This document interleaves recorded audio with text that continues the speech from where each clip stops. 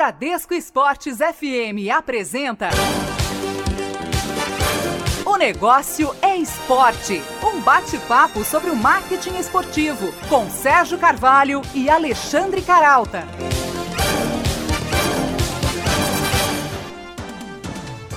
Olá para você que sintoniza a Rádio Bradesco Esportes FM no Rio, em São Paulo e também pela internet. E para você que curte as notícias do marketing esportivo, estamos no ar com mais uma edição de O Negócio é Esporte e também pela internet em www.onegocioesporte.com.br. E comigo, sempre aqui na apresentação do programa, o também jornalista Alexandre Caralta. Oi, Caralta.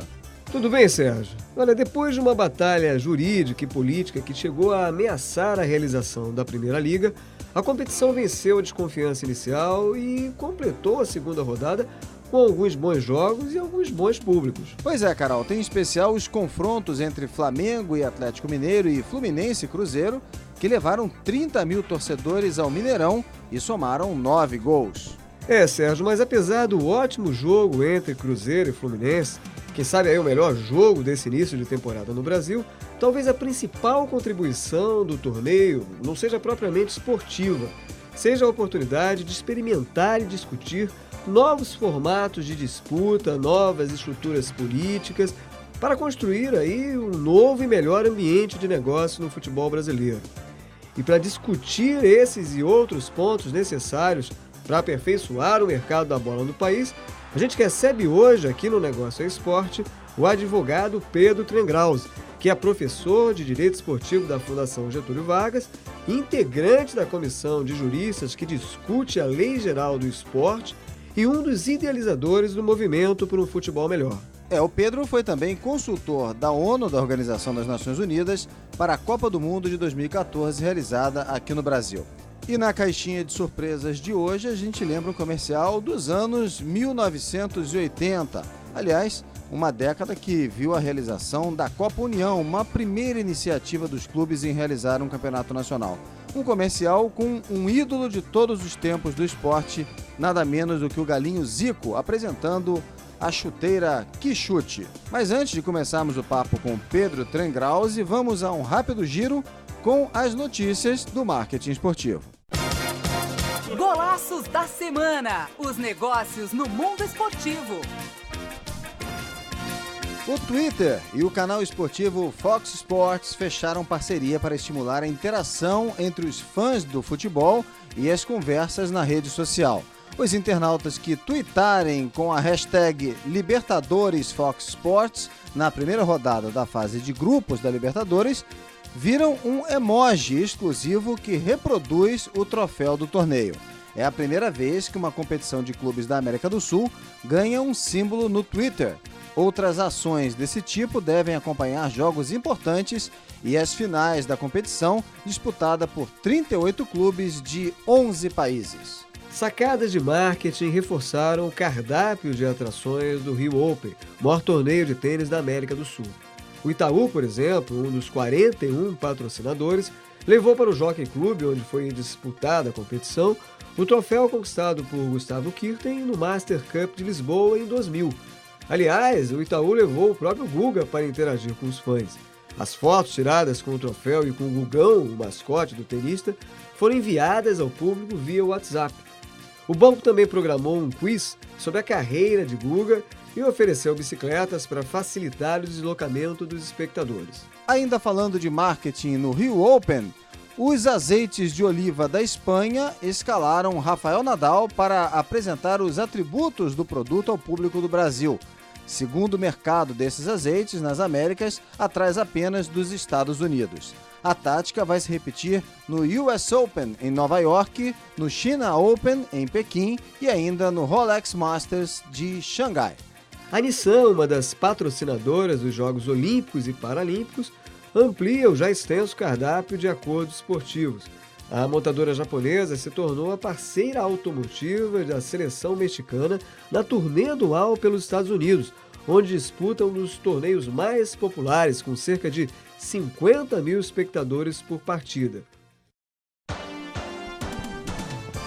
Depois das notícias do marketing esportivo, a gente começa o nosso bate-papo da semana com o nosso convidado, né? O Pedro Trengrause, formado em Direito pela PUC do Rio e com mestrado da FIFA Master. Pedro Trengrause foi consultor da Organização das Nações Unidas para Legislação Esportiva, em especial na Copa do Mundo de 2014. E foi também vice-presidente jurídico da Federação de Futebol do Rio de Janeiro, assessor jurídico da presidência do Flamengo e integrante da Comissão Jurídica do Clube dos 13. Hoje, o Pedro Trengrause é professor de Direito Desportivo da Fundação Getúlio Vargas e coordenador acadêmico do curso FIFA-FGV em Gestão, Marketing e Direito no Esporte. Pedro também é um dos idealizadores do Movimento por um Futebol Melhor e membro da Comissão de Estudos Jurídicos do Conselho Nacional do Esporte. Ele conversa agora com a gente sobre os avanços necessários nos formatos da Primeira Liga, que foi inicialmente chamada de Torneio Sul Minas Rio, assim como na estrutura política e no ambiente de negócios do mercado do futebol. Pedro, é um prazer receber você aqui mais uma vez para esse bate-papo com a gente aqui no Negócio Esporte.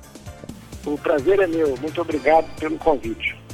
Pedro, depois de uma longa batalha entre clubes, federações, CBF, a Primeira Liga decolou, já sinaliza aí alguns aspectos interessantes, como bons jogos, em especial a vitória do Fluminense sobre o Cruzeiro por 4-3 no Mineirão, e bons públicos, como os mais de 30 mil torcedores na vitória do Flamengo sobre o Galo na primeira rodada do torneio, também no Mineirão. Qual o seu balanço preliminar, Pedro, da Liga? Já se pode dizer que ela veio para ficar, o que vai ter um cacife para encaminhar avanços na estrutura política e no ambiente de negócios do futebol brasileiro? Os jogos da Primeira Liga, eles são muito melhores do que os jogos dos campeonatos estaduais, que nivelam grandes clubes por baixo. Então, naturalmente, esses jogos da Primeira Liga têm muito mais apelo. Agora, ainda está longe, muito longe, de alcançar o seu potencial, porque todo o desgaste que os clubes passaram para montar a Primeira Liga, sem dúvida impactou nas possibilidades de mercado, de patrocínio, de placas de publicidade estática, ou seja, a competição não teve tempo para realmente alcançar o seu potencial de mercado. E mesmo assim, já oferece jogos muito mais atraentes do que os dos campeonatos estaduais, que estão aí há muitos anos. Então, é realmente um bom sinal de que essa Primeira Liga, de que essa iniciativa da Liga de construir uma competição com jogos mais atraentes é o caminho certo. Então, ela ainda está longe de alcançar o seu potencial, porque não teve tempo para isso, mas já indica que o potencial é muito maior do que os atuais campeonatos estaduais.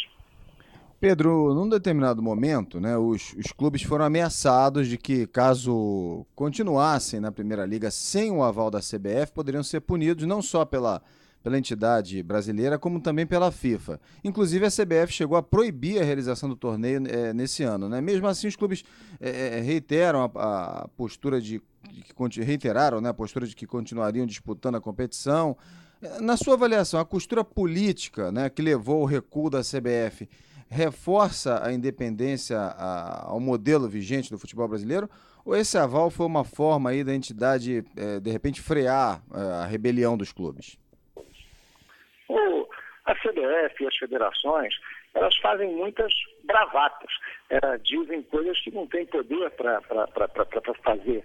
A Lei Pelé, inclusive, ela é muito clara, dando direito aos clubes de criar as ligas e mais. O artigo 21 da Lei Pelé diz que os clubes podem se filiar diretamente à entidade de administração nacional. Significa dizer que se os clubes quiserem se desfiliar das federações estaduais e se filiar diretamente à CBF, eles podem, por lei, artigo 21 da Lei Pelé. Falta, talvez, um pouco de conhecimento e coragem parte dos clubes de promover uma ruptura mais abrupta. Agora, eles têm direito, a lei lhes dá esse direito e o mercado reconhece a eles o poder de fazê-lo, porque quem tem torcida, quem leva a gente para os estádios, são os clubes, não são as federações, não é a CBF. Então, se os clubes tiverem realmente o interesse, a coragem para fazer a sua liga, não há quem possa impedir. Não tem FIFA, não tem CBF, não tem federação, até porque isso já aconteceu nos principais centros do futebol mundial. Por que não poderia acontecer aqui? A CBF e as federações tentam impedir que isso aconteça porque eles sabem que o futuro não é mais essa estrutura hierarquizada, vertical, autoritária, antiquada, obsoleta que existe hoje, que foi criada pela ditadura do Estado Novo, em 1941, e até hoje não chegou na democracia. O poder é dos clubes e eles têm que exercê-lo. E esse recuo da CBF, da Federação de Futebol do Rio de Janeiro, em relação à Primeira Liga, é justamente o sinal de que quem tem o poder realmente são os clubes, eles só precisam utilizá-lo. Você falou... Eu só faço uma ponderação. Esse recuo da CBF talvez só tenha se consumado por causa da fragilidade da instabilidade política pelas quais passa a confederação, desde o suposto envolvimento de executivos importantes, como os ex-presidentes José Maria Marinho e Ricardo Teixeira, na corrupção endêmica na cadeia política da FIFA, denunciada pela Justiça Americana. É claro que, nessas circunstâncias, Pedro, a gente sabe que fica mais fácil de emplacar mudanças contrárias aos interesses da CBF e das federações. Aí eu te pergunto, você acredita que os clubes consigam imprimir, como você disse, um rompimento significativo ou laços políticos convencionais ainda mantêm distante o avanço para uma estrutura mais horizontal, transparente, moderna? E a Liga tem condições de propiciar esse divisor de águas? Eu acho que o Brasil vai avançando nesse sentido. A Primeira Liga é um sinal claro de que existe, no curto prazo, uma grande esperança de mudança. A Primeira Liga é o embrião de uma Liga Nacional. Se os outros clubes que ficaram de fora entrarem, nós temos a Liga Nacional criada, que pode organizar suas próprias competições. Existe hoje uma questão histórica a ser vencida, porque o campeonato estadual, ele era o mais importante do país. Não por acaso, o Campeonato Brasileiro só passou a ser disputado 2 anos seguidos com o mesmo formato em 2002. Nós temos aí o Campeonato Brasileiro com 4 divisões, acontecendo com as mesmas regras, há pouco mais de 10 anos, né? Então, nós temos uma tradição dos campeonatos estaduais. Só que o mundo mudou e não faz mais sentido manter os campeonatos estaduais da maneira que são. Por quê?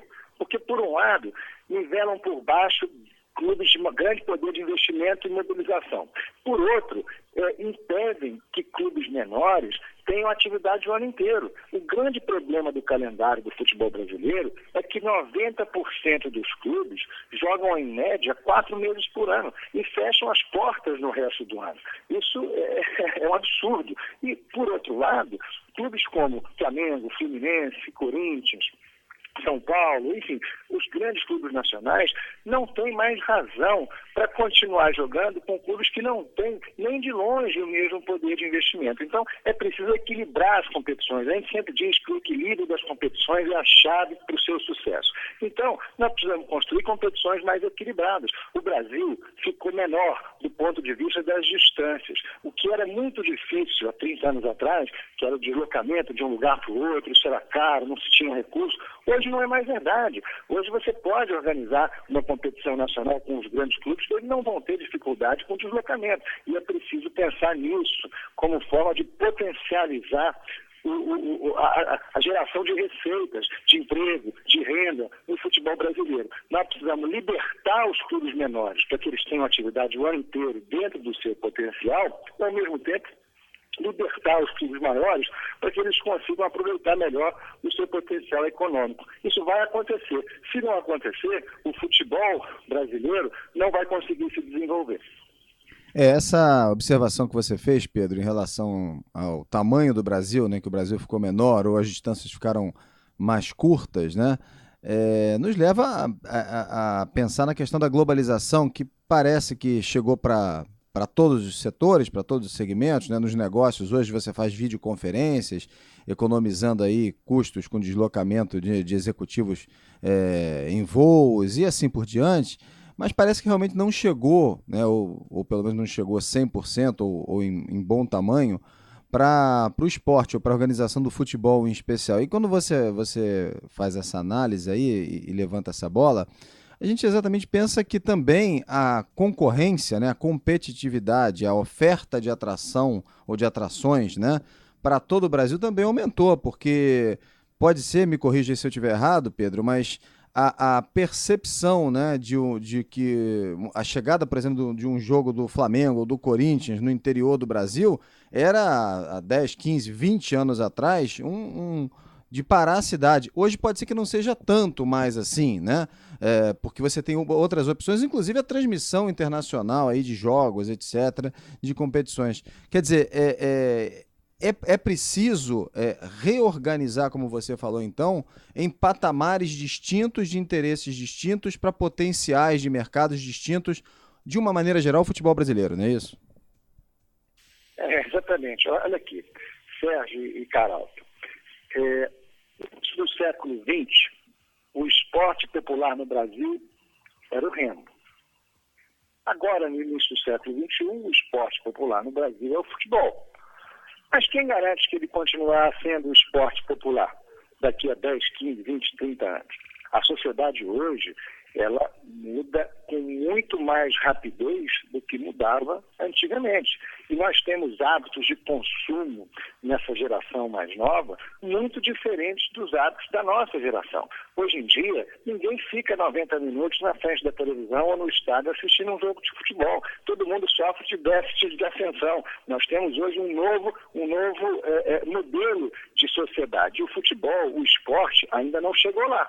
É preciso encontrar o caminho do esporte na rede, com o engajamento das pessoas. As gerações mais novas, tem um relatório da Casa Branca, que saiu há pouco tempo atrás, que aponta para o hábito de não assistir mais televisão. Eles assistem 11 horas por dia de vídeos no YouTube, vídeos de no máximo 2, 3 minutos, mas não assistem mais televisão. Então, se isso realmente se confirma ao longo do tempo, como é que se conseguirá manter o modelo de negócio quando a televisão paga o caminhão de dinheiro para viabilizar os eventos esportivos? Quer dizer, existe uma mudança na sociedade que vai impactar, já está impactando, sem dúvida nenhuma, o modelo de negócio do esporte. Agora, quando se fala na globalização, você tem toda a razão, o clube com a maior audiência hoje no Brasil é o Barcelona.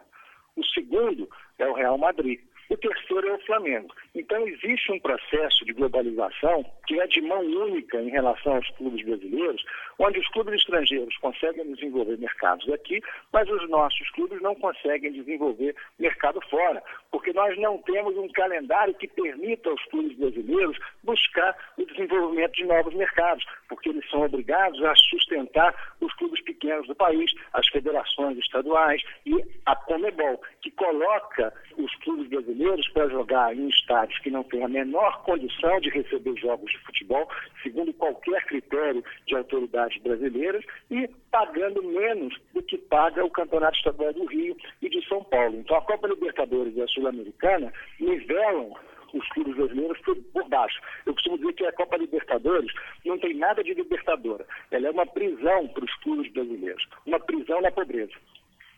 Eu lembro que a gente conversa hoje no Negócio Esporte com o professor de Direito Desportivo e um dos idealizadores do movimento por um futebol melhor, Pedro Tengrauze, que também faz parte da comissão de juristas que discutem a nova Lei Geral do Esporte. Pedro, você sugeriu que se reorganizasse o cardápio de competições para explorar melhor o potencial dos clubes grandes e proporcionar viabilidade econômica aos 90% dos clubes nacionais que ficam ociosos de 6 a 8 meses por ano. Mas, afinal de contas, na sua opinião, os estaduais teriam ou não teriam espaço nessa nova configuração? Eu tenho certeza que os campeonatos estaduais, eles são a resposta para solucionar esse problema da falta de atividade para a grande maioria dos clubes no Brasil. É preciso reformatar os campeonatos estaduais para que eles permitam, para que eles promovam a atividade dessa grande maioria de clubes no país que joga só 4 meses por ano, porque os estaduais duram só 4 meses por ano.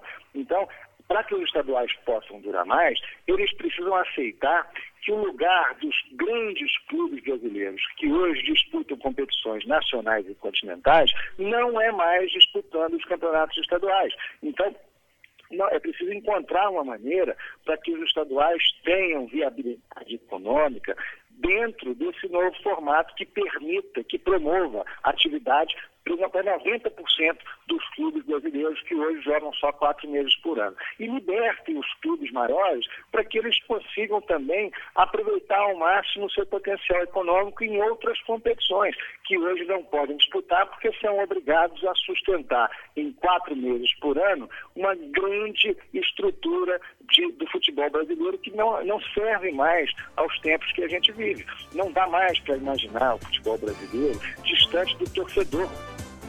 Muito bem, a gente vai continuar esse papo aqui com o Pedro Trengraus e daqui a pouquinho, logo depois do intervalo, a gente conversa essa semana com o Pedro, que é professor de Direito Desportivo da FGV, especialista em marketing esportivo e foi consultor da ONU para a Copa do Mundo de 2014 aqui no Brasil. A gente está falando essa semana aqui sobre a Primeira Liga, né, e as modificações necessárias aí para que se obtenha um sucesso maior no futebol brasileiro. A gente faz um rápido intervalo e daqui a pouquinho estamos de volta aqui pela Bradesco Esportes FM. O intervalo é rapidinho, voltamos já. Um pit stop. O negócio é esporte, volta já na Bradesco Esportes FM.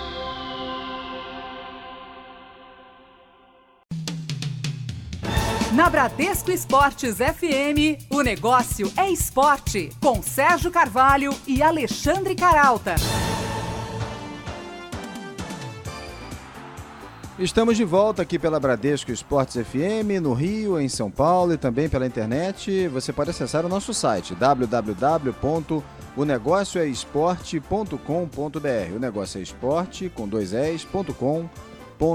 Você pode também participar do nosso programa sugerindo, seguindo o nosso perfil nas redes sociais, no Facebook curtindo a nossa fanpage e no Twitter seguindo o nosso perfil twitter.com/onegocioesporte, com um E apenas, O Negócio Esporte. O nosso convidado dessa semana é o professor de Direito Desportivo da FGV, Pedro Trengraus, ele também é especialista em marketing esportivo e foi consultor da ONU para a Copa do Mundo de 2014, realizada aqui no Brasil. Nosso papo da semana é sobre a Primeira Liga, né, a novidade no futebol brasileiro e as suas repercussões aí nos modelos de negócio do futebol aqui pelo Brasil. Antes da gente retomar o papo com o Pedro Trengraus, vamos a elas, as notícias da semana no marketing esportivo. Circuito dos Negócios. Não perca o que vem por aí no marketing esportivo. A partir do próximo dia 8, a Universidade do Futebol dá o pontapé inicial ao curso Gestão Técnica. Com aulas online tradicionais, a iniciativa é voltada para treinadores, jornalistas, atletas, diretores e profissionais do mercado esportivo. A proposta é mostrar todas as áreas de funcionamento de um clube de futebol, como a divisão técnica, política e também a parte administrativa. O Sesc Interlagos, em São Paulo, recebe até o dia 10 de abril a exposição O Futebol Delas. A mostra comemora os 20 anos de participação da Seleção Brasileira de Futebol Feminino nos Jogos Olímpicos.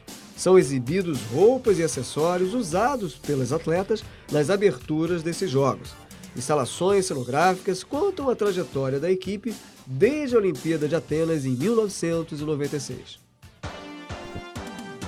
Eu lembro que a gente conversa hoje no Negócio Esporte com o professor de Direito Desportivo e um dos idealizadores do movimento por um futebol melhor, Pedro Trengraus, que também faz parte da comissão de juristas que discutem a nova Lei Geral do Esporte. Pedro, quando você destaca a reestruturação da agenda e dos formatos de disputa como uma mudança essencial para, digamos, o pulo do gato dos grandes clubes, a gente volta a bater na tecla do calendário. Como ajustar os campeonatos estaduais ou regionais a essa nova agenda? E o que precisa mudar essencialmente na estrutura política para contemplar essa agenda? É preciso estudar mais profundamente a realidade de cada um dos 27 estados brasileiros, porque quando se fala em campeonatos estaduais, a maioria das pessoas lembra só do Campeonato Carioca, do Paulista, do Mineiro, do Rio Grande do Sul e de mais uma meia dúzia. Mas a verdade é que é preciso encontrar um modelo que sirva a cada um dos 27 estados, que não podem ficar excluídos dessa reflexão. Então, o primeiro passo é estudar o potencial econômico, a viabilidade econômica de cada um desses 27 estados para que haja um modelo capaz de permitir que cada um deles desenvolva o seu potencial. Mas uma coisa a gente pode afirmar. Quando a Federação de Futebol do Rio de Janeiro, por exemplo, nasceu, a distância que separava Flamengo, Fluminense, Botafogo e Vasco do Bangu, do Madureira, do Bom Sucesso, do Olaria, era muito menor do que é hoje. Os campeonatos estaduais dos anos 70, por exemplo, eram campeonatos onde esses outros clubes tinham condições de disputar. Eles foram campeões, eles revelavam talentos, eles tinham uma certa estrutura. Mas, dos anos 70 para cá, houve uma concentração de riqueza no Rio de Janeiro, para dar um exemplo, nesses 4 grandes clubes, assim como aconteceu em São Paulo também. E a distância entre eles e os demais do Estado aumentou brutalmente. Então a Federação Estadual, ela acabou reunindo um conjunto que não tem mais tanta semelhança. E com isso, acabou subjugando os poucos que se desenvolveram ao interesse dos muitos que não conseguiram se desenvolver tanto. E isso não pode dar certo. Isso não pode dar certo, como já não está dando há algum tempo. É preciso que esses grandes clubes tenham coragem de romper com essas federações e se filiar diretamente à entidade nacional que vai organizar as suas competições, seja a Liga, seja a CBF. A grande verdade é que as federações, a Confederação, a Liga, qualquer entidade de administração esportiva existe para organizar competições. Então, essa distorção precisa ser revista urgentemente, porque, do contrário, a gente coloca na balança uma série de interesses que não necessariamente são aqueles que levam ao desenvolvimento do futebol no país. Pelo contrário, os interesses das federações hoje são conflitantes com os interesses para desenvolver o futebol no Brasil. E como elas é que mandam na CBF, consequentemente, os interesses da CBF acabam sendo também conflitantes com aquilo que seria o melhor para desenvolver o futebol no país. É simples assim. E você falou em anomalia, Pedro. Talvez uma dessas anomalias, ou jabuticabas, seja também o faturamento de patrocínios da CBF, que supera 500 milhões de reais por ano, ser maior do que o dos grandes clubes. Ok, a gente sabe que a CBF detém ainda o principal ou o único produto globalizado do nosso futebol, que é a seleção. Mas ainda assim é estranho a associação organizadora faturar mais do que os provedores do espetáculo, não acha, Pedro? E como inverter essa lógica, digamos, tão peculiar? E eu gostaria de saber a sua opinião também sobre o fato de o maior patrocinador do futebol brasileiro ser um banco público. É simples acabar com essa anomalia. E eu vou propor isso lá na comissão de juristas que está elaborando um anteprojeto de lei geral para o esporte brasileiro, da qual eu faço parte. A minha proposta é que as entidades que organizam competições no país, de qualquer modalidade, só podem organizar competições com aqueles que forem filiados diretamente a ela. E só pode votar nas entidades de administração do esporte brasileiro quem participa das competições que ela organiza. Não há a menor razão para aquele que não participa de nenhuma competição, não contribui em coisa nenhuma para a vida daquela entidade, ter o direito a voto, ter o poder centralizado, como é o caso hoje. As federações participam do que na CBF? Elas contribuem para quê? Elas participam de alguma competição que a CBF organiza? Elas têm algum jogador convocado para a seleção? Em que elas contribuem? Então, quem não contribui em nada não tem que participar de nada. É óbvio que esse é um conceito que se aplica para todos os esportes. E é um conceito lógico, direto, claro, objetivo. A lei brasileira precisa deixar claro que só tem direito a voto nas entidades de administração do esporte quem participa das competições que ela organiza. E todo mundo que participa das competições que ela organiza tem que ter direito a voto nessa entidade. É simples, se resolve na lei. Porque esse problema foi criado pela lei. Foi a lei, foi o decreto lá do Estado Novo de 1941 que criou essa jabuticaba que a gente tem aqui no Brasil, que é um sistema diferente de todo mundo. Agora, qual é a outra pergunta sobre o patrocinador? O principal patrocinador brasileiro é um banco público, né? Como é que você vê essa quase que dependência aí, né, dos clubes brasileiros necessitarem ali quase que de novo daquele apoio paternalista aí do Estado? No mundo inteiro, o Estado tem um papel importante no financiamento do esporte. Pouca gente fala, mas o Wembley, que é o símbolo, né, do futebol, né, de certa maneira do esporte na Inglaterra, foi construído com dinheiro da loteria. Foi o governo que pagou a construção de Wembley, que custou 3 vezes mais do que o Maracanã. Então, o Estado tem sim um papel importante. No Brasil, todos os esportes, à exceção do futebol, sempre foram financiados pelo poder público, seja através do dinheiro que vem da loteria para o COB, são mais de 200 milhões de reais por ano, seja através de patrocínio das estatais, Banco do Brasil, o vôlei, aí tem o Correios, a Eletrobras e por aí vai. Então, eu não vejo com estranheza que um banco estatal também patrocine o futebol. Por que ele só patrocina o vôlei? Por que o Estado só pode patrocinar o basquete? Quando, na verdade, o patrocínio ao futebol é muito mais rentável, dá muito mais retorno ao patrocinador do que o patrocínio aos outros esportes. Eu veria com naturalidade se os patrocínios fossem, inclusive, todos para o futebol, porque, do ponto de vista do retorno do patrocínio, o futebol apresenta melhores condições do que os outros esportes. Agora, o que é preocupante é que as decisões que são tomadas para definir esses patrocínios não considerem a lógica do mercado. Era importante que a Caixa Econômica, por exemplo, pensasse em ser o banco do futebol brasileiro e não somente patrocinar uma meia dúzia, um punhado de clubes. Era preciso que os clubes tivessem uma relação muito mais próxima com a Caixa Econômica, por exemplo, do que simplesmente um patrocínio, né? Até porque a Caixa Econômica é responsável por administrar a Team Mania, que deveria ter sido a solução para as questões tributárias dos clubes no país.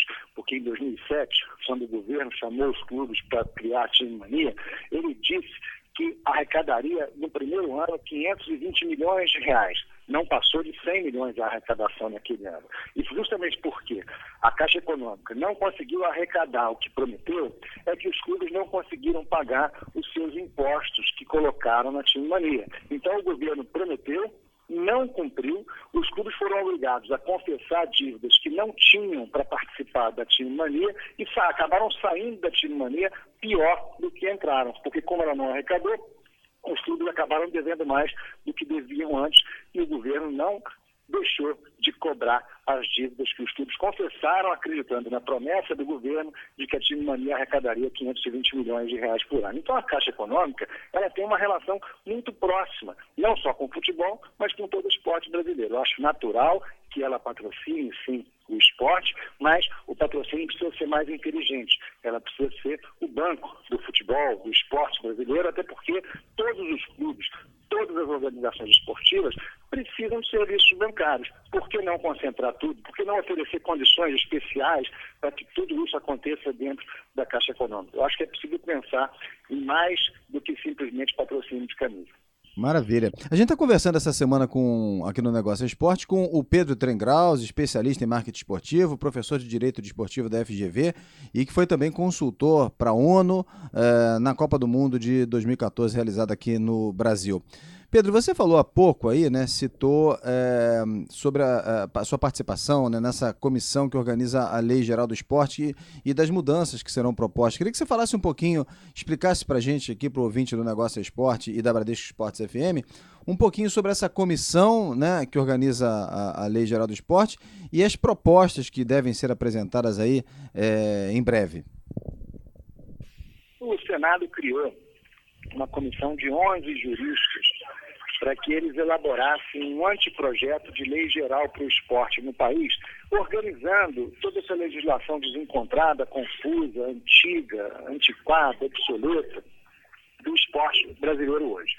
E dentro dessa comissão nós temos discutido diversos temas importantes para o desenvolvimento do esporte no Brasil e vamos apresentar um anteprojeto de lei tratando disso.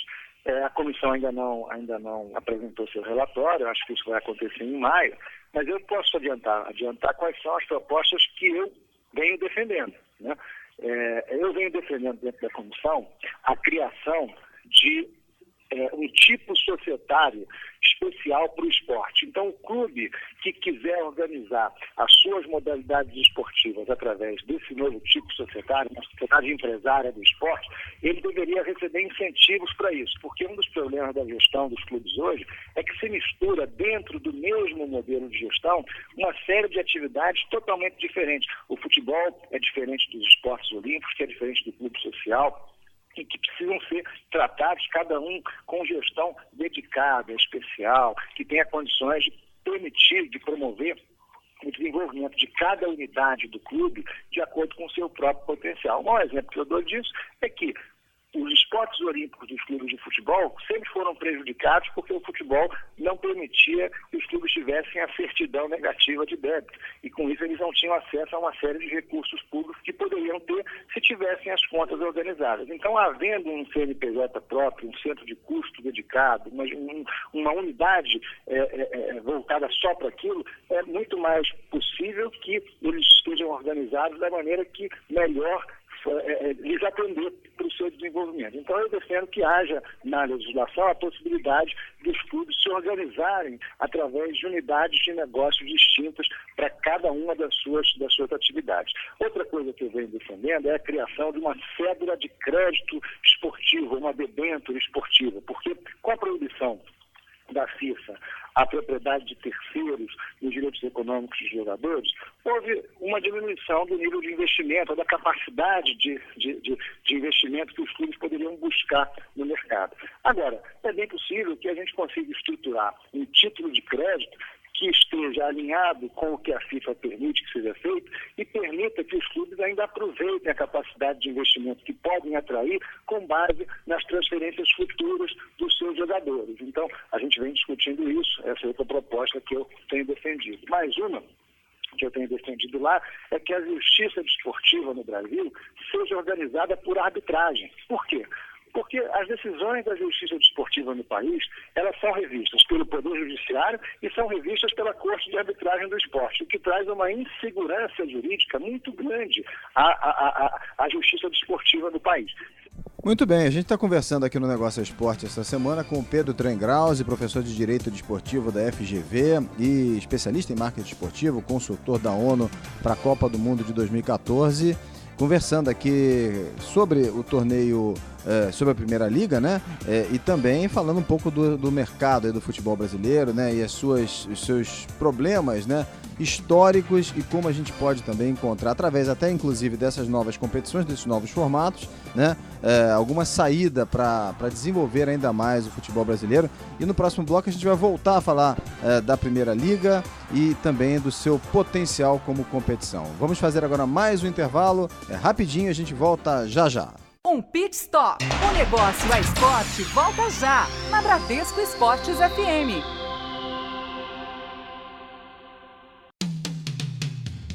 Na Bradesco Esportes FM, o negócio é esporte, com Sérgio Carvalho e Alexandre Caralta.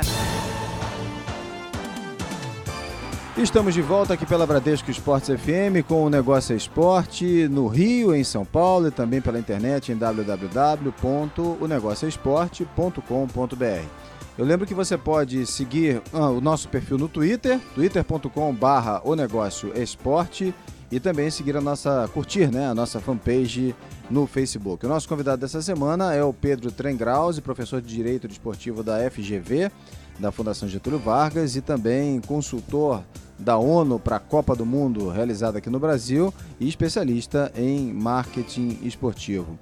Pedro, voltando aqui a falar um pouquinho mais especificamente da Primeira Liga, né?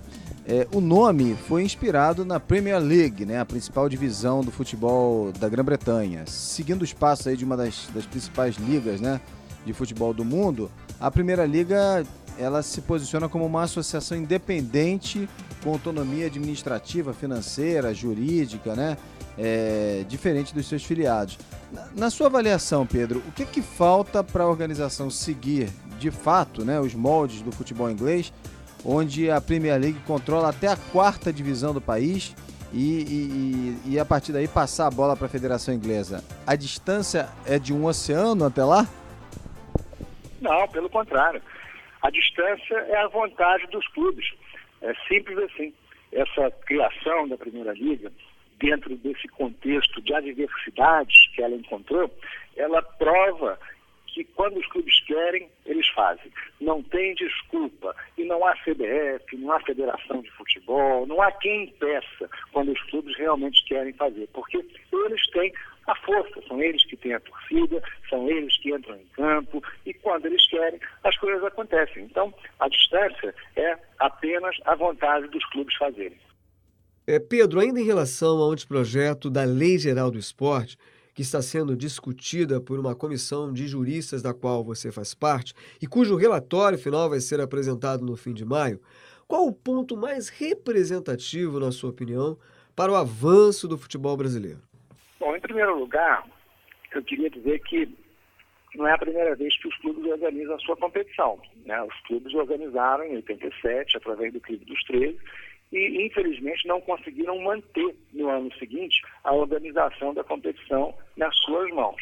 Então nós precisamos acompanhar com muito cuidado o que vai acontecer com a Primeira Liga nos próximos anos, para que não ocorra o mesmo que aconteceu com o Clube dos 13, que começou muito bem, organizou uma competição rentável, atraente, que até hoje mantém vários recordes de público e renda no futebol brasileiro, e no ano seguinte deu vários passos atrás e não conseguiu mais manter a organização da competição nas suas mãos. Então, esse filme a gente já viu e tomara que não se repita agora na Primeira Liga. Na minha opinião, a Primeira Liga ela precisa se desenvolver mais com outros clubes também participando, principalmente os clubes de São Paulo, mas aqueles que participam precisam escolher onde estão. Não dá para ficar com um pé em cada canoa. Ou disputa o estadual, ou disputa a Primeira Liga. Ou melhor, é preciso encontrar uma maneira de realmente valorizar a competição e não simplesmente encaixar dentro desse calendário maluco que a gente já tem no futebol brasileiro, porque assim não vai dar certo. Vai haver uma desvalorização natural, seja pela fadiga dos atletas, ou seja pela confusão que isso causa no mercado, né? É preciso encontrar um caminho para que os clubes realmente consigam desenvolver a competição que estão organizando com todo o seu potencial. E, sem dúvida nenhuma, é necessário que se faça uma opção. Não dá para ficar com um pé em cada canoa. Um pé no estadual, um pé na Primeira Liga. E é talvez o caso de se pensar na evolução da Primeira Liga para organizar o Campeonato Brasileiro, né? Nós estamos aqui com clubes do Rio, de Minas, do Sul, está faltando os clubes de São Paulo para que se consiga realmente organizar uma competição nacional, até porque o Campeonato Brasileiro da Primeira Divisão tem só 10 estados participando. Dos 27 estados, menos da metade participam do Campeonato da Primeira Divisão e é o Campeonato Brasileiro. Então, quando a Primeira Liga reúne os principais clubes do país, ela que passa naturalmente a organizar o campeonato nacional. Eu acho que esse é um passo importante que ela pode dar e um passo, eu diria, até natural. Mas é preciso deixar claro que um pé em cada canoa não vai dar certo. Rapidinho, se você me permite, Sérgio, Pedro, eu vou me apropriar da analogia da canoa. Também não adianta ter um pé numa liga mais robusta e um outro pé num campeonato brasileiro. Seriam excludentes, não é? Então a ideia é formatar um campeonato nacional nos moldes da liga mais enxuto, é isso? O estadual tem que ter a missão de garantir atividade para aqueles clubes que não estão jogando. Tá? Que, na verdade, representam a maioria dos clubes do Brasil. 90% dos clubes brasileiros jogam, em média, 4 meses e meio por ano.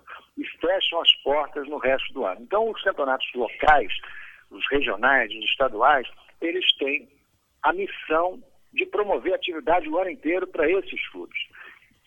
A gente sabe que esse tamanho do Brasil também, em alguns momentos, é um complicador, mas nós temos aí, como você bem citou, os Estados Unidos também, país tão grande quanto, e que tem a NFL, a Liga de Futebol Americano, que funciona de uma maneira bastante eficiente e não só eficiente do ponto de vista de competitividade, como do ponto de vista financeiro e de audiência. A gente conversa essa semana aqui no Negócio é Esporte com o professor de Direito Desportivo da FGV, especialista em marketing esportivo e consultor da ONU para a Copa de 2014 aqui no Brasil, Pedro Trengrause. Pedro, vamos tocar agora aqui num outro ponto, né, que também é bastante nervoso quando se fala em organização de competição entre clubes, entidades, né? Além do que a gente falou aí da disputa política, né? No primeiro bloco a gente discutiu dos entraves para o entendimento entre os clubes, né? E até no caso da Primeira Liga também, é a cota de TV, né? Enquanto alguns clubes queriam a divisão do valor de acordo com a popularidade da equipe no torneio, outros já defendiam ali uma divisão igualitária, como acontece na Premier League na Inglaterra. No Campeonato Inglês, uma parte, né, do bolo é dividida igualmente entre os clubes e o restante é repassado de acordo com a posição do clube na tabela e com base na audiência de cada um.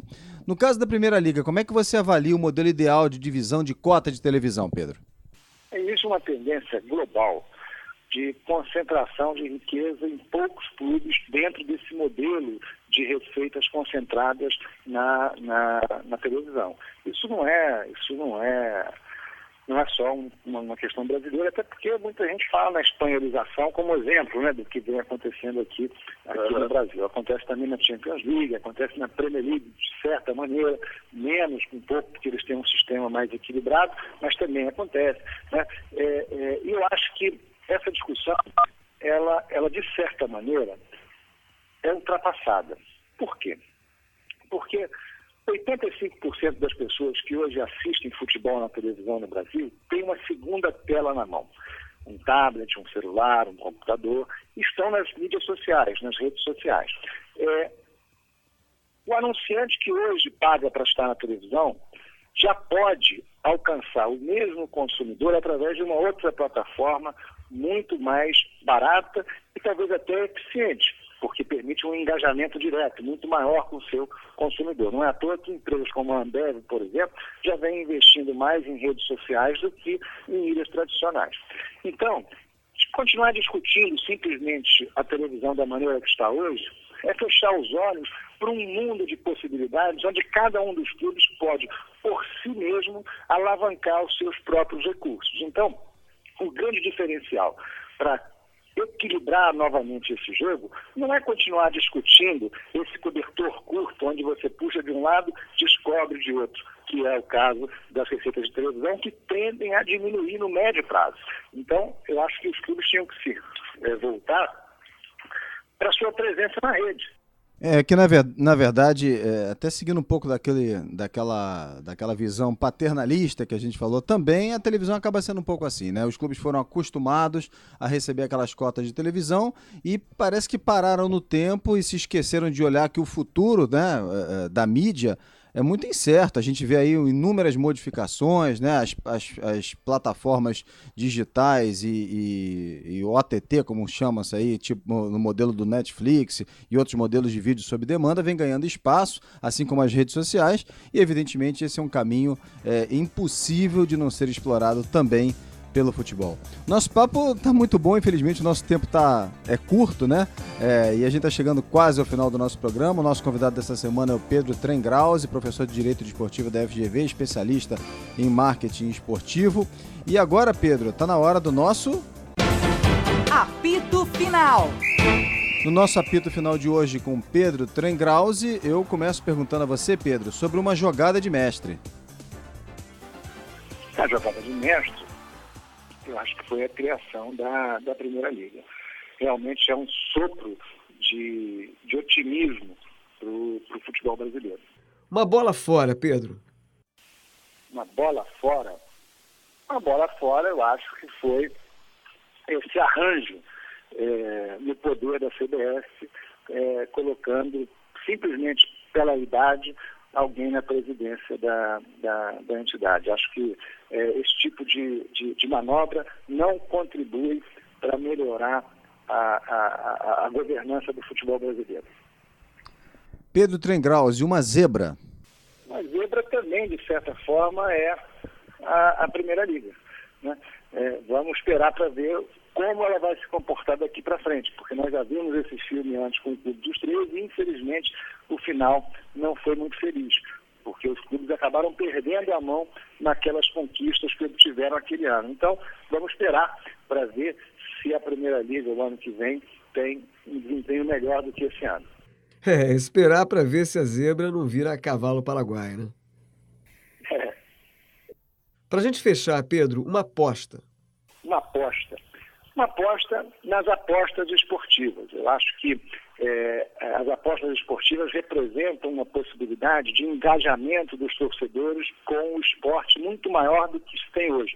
Ao invés de simplesmente assistir passivo o resultado de um jogo, se pode apostar durante aquela partida em quem vai ser o próximo escanteio, o próximo gol, ou seja, participar efetivamente do jogo como se estivesse lá dentro, porque quando você aposta nisso, você está naturalmente envolvido com o que está acontecendo minuto a minuto. Acho que isso pode mudar a experiência do torcedor e representar muito dinheiro para o esporte no curto prazo. Maravilha, eu quero agradecer aqui mais uma vez a participação do Pedro Trengrauzi, professor de Direito Desportivo da Fundação Getúlio Vargas, especialista em marketing esportivo e consultor para a ONU na Copa do Mundo de 2014 realizada aqui no Brasil. Conversamos aqui um pouquinho principalmente aqui sobre a Primeira Liga, mas de um modo geral aí sobre os rumos do futebol brasileiro nesse ano aí de 2016. Pedro, muito obrigado pela sua participação aqui no Negócio Esporte mais uma vez e até uma próxima oportunidade. Um grande abraço. Eu que agradeço, Sérgio, Alexandre, um grande abraço para você e para os ouvintes que nos prestigiaram aí com a atenção até agora. Muito obrigado. Muito bem, depois desse nosso bate-papo com o Pedro Trengrauzi, falando aqui da Primeira Liga, e é impossível a gente não lembrar daquela iniciativa do passado, né, do Clube dos 13, da Copa União, a gente volta aos anos 80 também com a nossa... Caixinha de Surpresas. Toda semana, um destaque da história do mercado esportivo. E na Caixinha de Surpresas desta semana, a gente relembra um comercial dos anos 80 com um ídolo inesquecível do futebol brasileiro. Nada mais, nada menos do que Zico, num comercial dos tênis Que Chute. Ouça o áudio e acesse a nossa página para ver o comercial.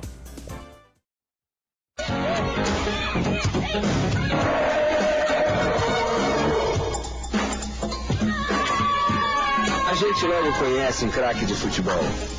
Ele tem jogo de cintura, força, fibra e muita garra. E quem começa no futebol com um craque assim, tem tudo para ser um campeão. Que chute, calce esta força. Eu lembro que você pode ver e ouvir esse e outros destaques da publicidade esportiva garimpados pelo programa na nossa página eletrônica www.onegocioesporte.com.br. Ponto final na edição da semana de O Negócio Esporte, que teve produção de Juliana Rigosa e edição de João Guilherme Lacerda, numa realização da Startcom Comunicação em parceria com o Grupo Bandeirantes de Rádio. Eu convido você a ler a nossa coluna agora às quartas-feiras no Diário Lance. A gente encerra o programa de hoje com a música do grupo Kasabian, Fire, a música tema da Premier League da Inglaterra, como uma espécie de incentivo para que tudo dê certo com a nossa Primeira Liga. A gente volta aqui na Bradesco Esportes FM na próxima segunda às 9h na Bradesco Esportes FM do Rio e também às 8h no sábado e às 10h no domingo na Bradesco Esportes FM do Rio e de São Paulo. Até lá e uma ótima semana. Fique aí então com mais um pouquinho do grupo Kasabian, Fire, a música tema da Premier League. Até a próxima!